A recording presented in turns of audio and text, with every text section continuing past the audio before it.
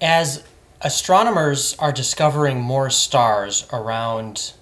more planets around other stars within our own Milky Way galaxy, one of the things they're looking for is to find what they call a second Earth, or Earth 2.0.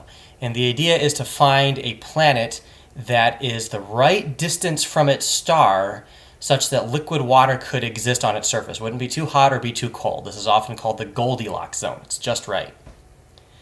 And the idea is that if another planet around another star outside our solar system is found to be habitable, then that increases the chances that it could be inhabited with life.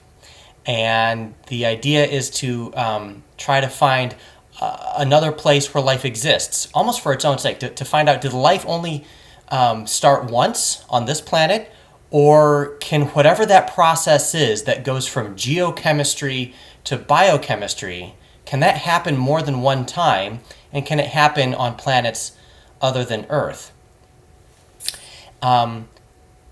We're discovering lots of planets that are larger than Earth. Mostly our detection techniques are only allowing us to find planets usually that are larger than Earth, although we've started being able to find planets that are the same size or smaller than Earth. And we're finding them in orbit around different types of stars. Our star is a G25 star. And there are smaller stars like M stars, the M dwarfs. You may have heard of the TRAPPIST planets, and those were recently discovered and made the mainline news. Those are 5 planets, 3 of which could be habitable, in orbit around a very tiny M dwarf star, ballpark about a tenth the mass of our sun. And of course, since that star is cooler, these planets orbit closer in.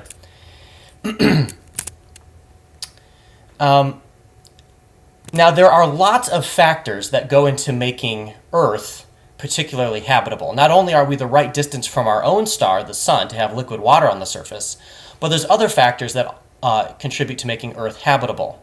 One of those is that our solar system has a large planet, in this case Jupiter, orbiting the sun at 5 times Earth's distance from the sun.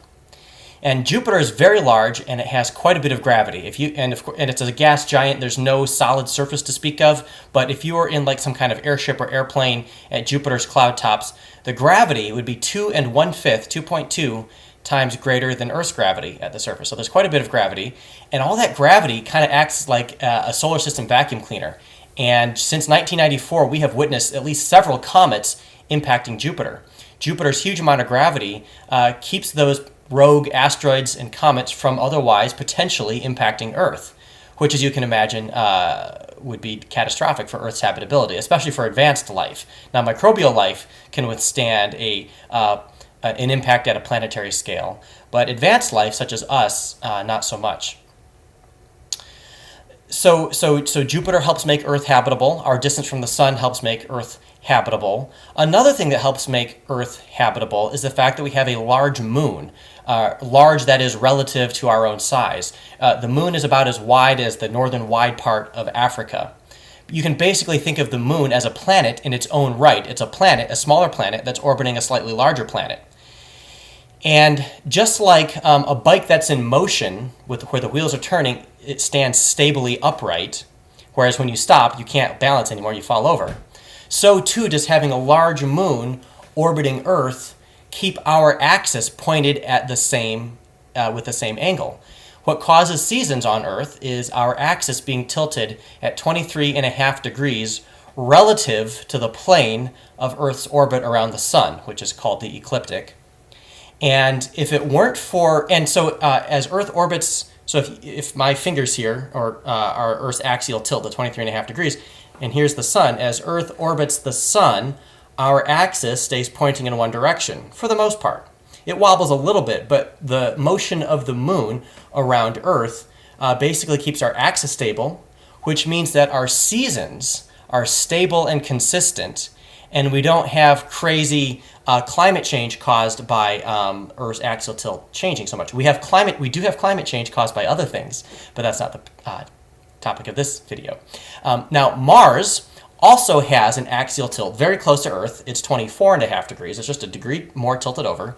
But Mars doesn't have a large planetary moon orbiting it. Instead of one large moon, which is basically a planet in its own right, Mars has 2 tiny little asteroid moons, Phobos and Deimos, and they're tiny.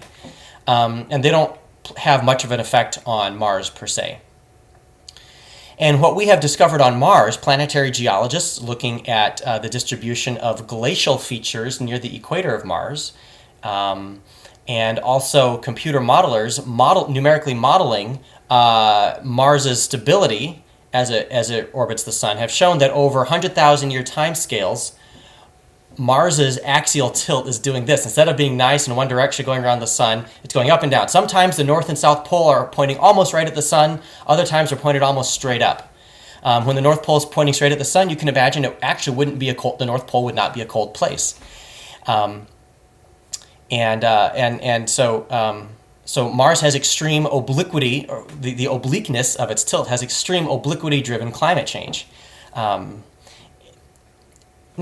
So Earth's moon is important for our habitability. Another important thing in Earth's habitability is our solar system's distance from the center of the Milky Way galaxy. The Milky Way galaxy is 100,000 light years from end to end as a disk, meaning it would take light 100,000 years to get from one end to the other. If we were too close to the center of the galaxy, and all the stars orbit around a common center to the galaxy.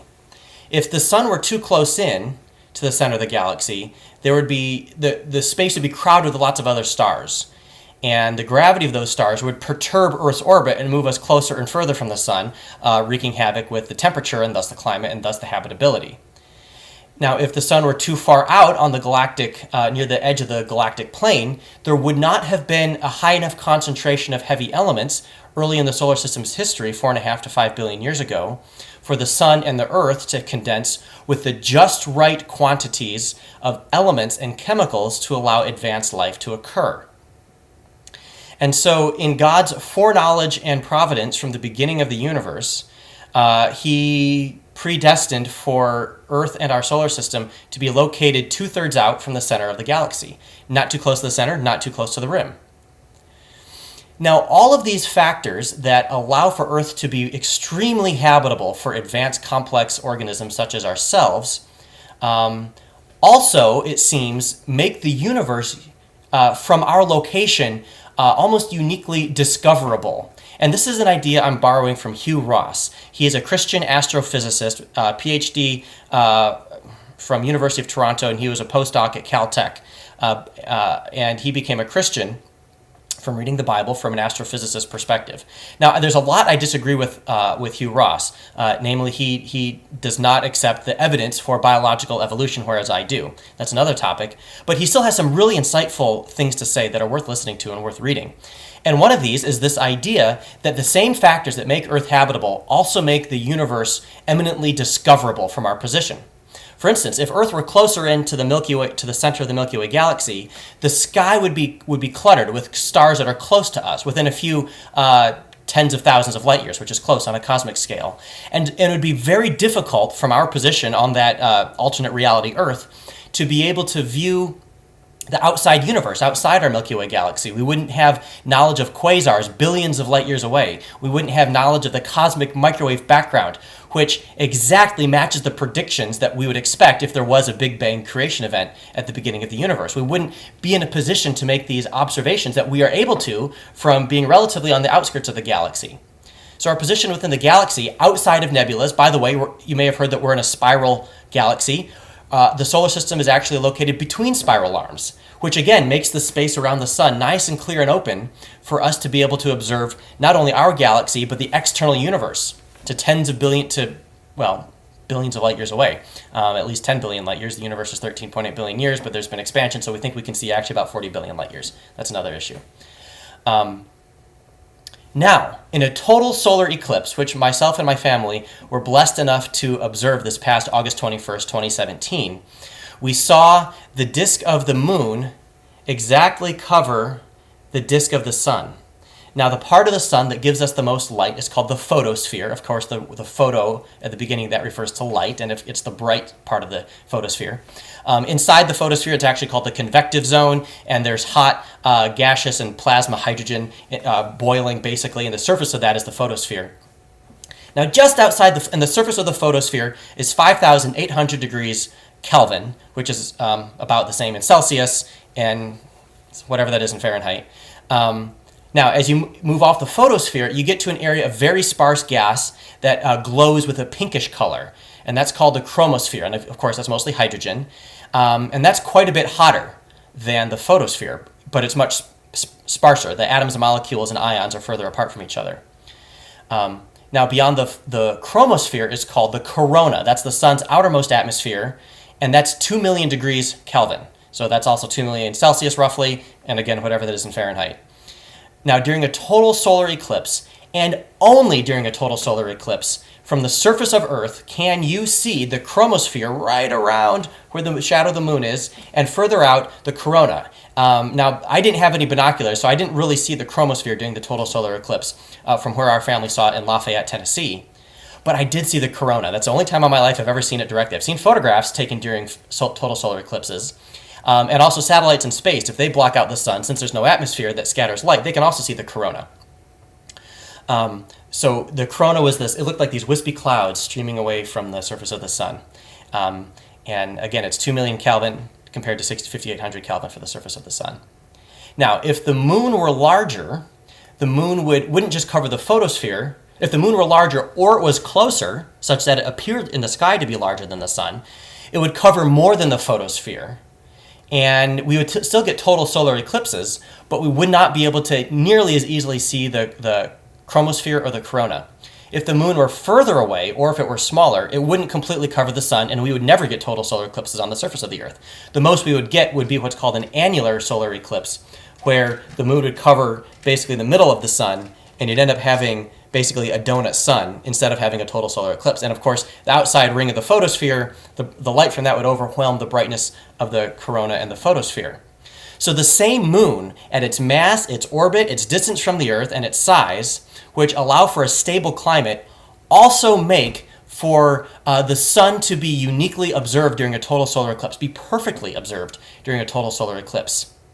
It is as if God is not only saying, hey humans, who I love dearly, I'm not only giving you a wonderfully habitable planet, I'm also putting you in a position to be able to learn about, and even if you're not a scientist, which most people aren't, and that's great, and even if you're not a scientist, to still appreciate the natural beauty beyond Earth.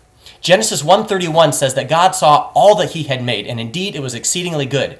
Most of what God made is not on Earth. It's out there in the universe, billions of light years away. Most of what God made is out there in space. Okay? And so God is giving us the ability through the just right combination of the moon and sun's parameters to be able to see a total solar eclipse, just like we're in a very good spot to be able to study most of the universe, even with being inside a galaxy. So isn't that cool? God in his love and providence is allowing us to study the universe and to appreciate it. Now, if we say, well, we've got so many problems on Earth, we've got Hurricane Harvey to clean up after, we've got poverty in Africa, and there's all these very good things we should be focused on here on Earth, we also have to spend our time, money, and energy to look out into the universe and to do science for its own sake, to do science and study the universe for its own sake. Because it's not actually for its own sake, it's to the glory of God. It's so that we can see what God has made and see how good it actually is, referencing Genesis 1:31. And not just that, but also Psalm 104, Job 38, Romans 1, other places in the Bible that refer to the universe as a way to point us to God. And if we close our eyes and say, we're not going to look, we're not going to do science, we're not even going to appreciate, for those of us who aren't scientists, I am a scientist, but for those who aren't scientists, I'm going to close my eyes, I'm not going to appreciate the natural world. That's like saying, no thanks, God. I don't want to see what you've made. I don't want to see how your creation points to your glory. But I think most people are awed, and rightly so, by a total solar eclipse. And I think most people are awed by the natural world if they take the time to step down and to observe it. So that's what I wanted to share.